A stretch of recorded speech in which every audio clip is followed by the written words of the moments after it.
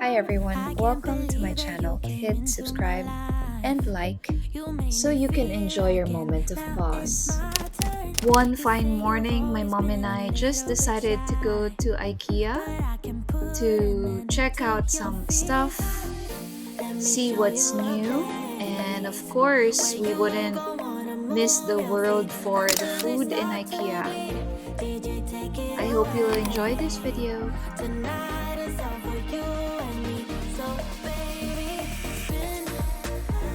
Hi!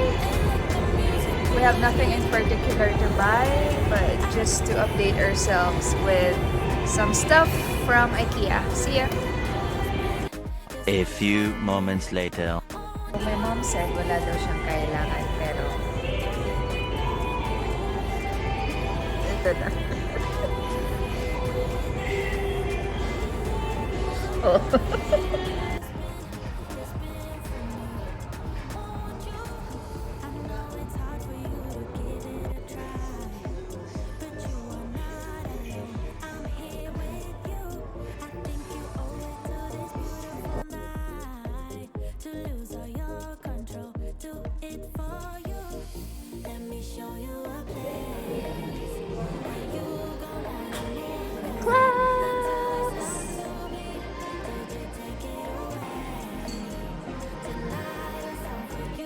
I've actually loved going to IKEA since I was living in Abu Dhabi many years back.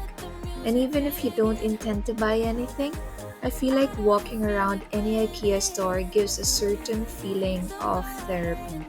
So pumupunta ako dun lagi every time I will have a day off.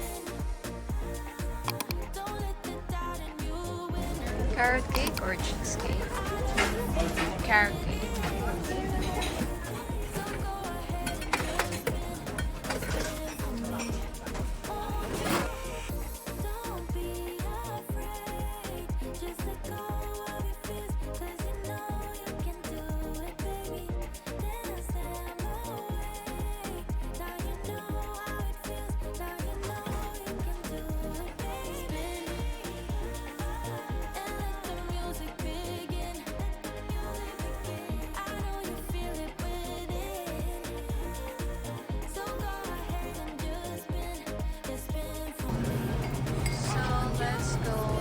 This one.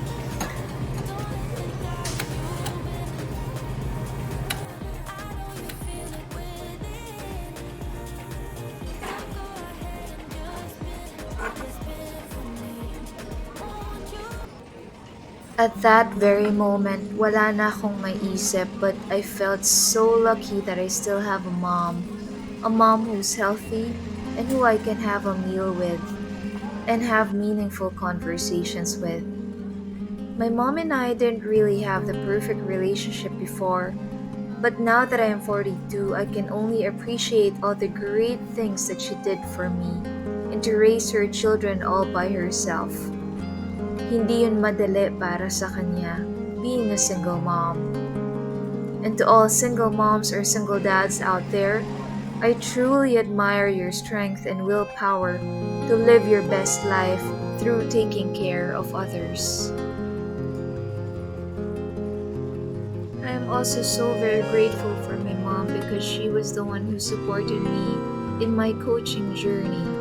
She's the reason why I am here today. And habang nananatili siyang malakas, gusto ko ring ibahagi sa kanya ang respeto, pagmamahal at aruga na ibinigay niya sa amin. So Mama, if you're watching this, I just want you to know how much you are loved and I will honor you for the rest of my life. Happy Mother's Day, Mom, sa nag-iisa kong nanay. Thank you so much for everything, Ma, and I love you so much.